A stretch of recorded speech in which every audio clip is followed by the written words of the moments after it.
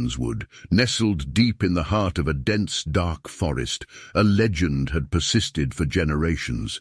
It was said that every year, on the night of the harvest moon, a vengeful spirit known as the Harvest Reaper would rise from the earth to claim the souls of those who had wronged the town. As the harvest moon cast an eerie glow over the town, one fateful night, a group of curious teenagers decided to test the legend. They had discovered an old, abandoned library, hidden behind overgrown vines and surrounded by an air of dread.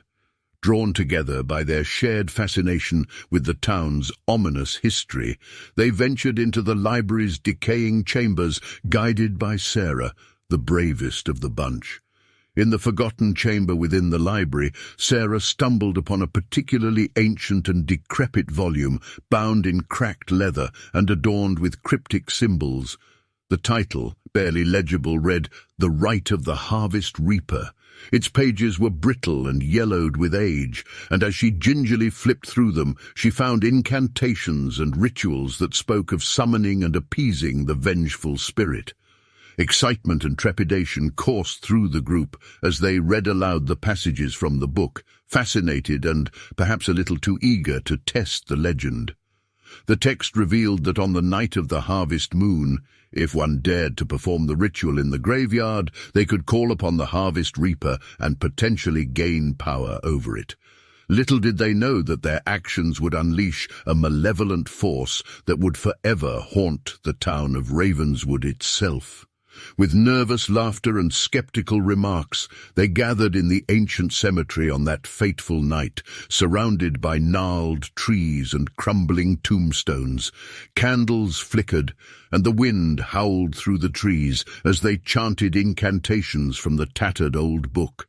The air grew unbearably cold, and they felt an icy breath on their necks as the sinister figure of the Harvest Reaper emerged from the shadows. It was a towering spectre, draped in tattered, rotting robes, its face obscured by a hood. Its skeletal hand reached out, and one by one, it touched the terrified teenagers. In an instant, their screams were silenced, and their bodies crumpled to the ground, lifeless.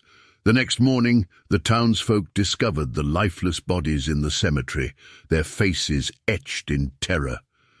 But what chilled their blood even further was the sight that met their eyes. The bodies were placed in a perfect circle, the book from the library in the center. On its pages were words written in blood that read, "Fear the Harvest Reaper." From that day on, no one in Ravenswood dared to speak the Reaper's name, for fear that it would awaken and seek vengeance once more. And the small, isolated town remained shrouded in a perpetual haunting darkness, forever haunted by the malevolent spirit of the Harvest Reaper.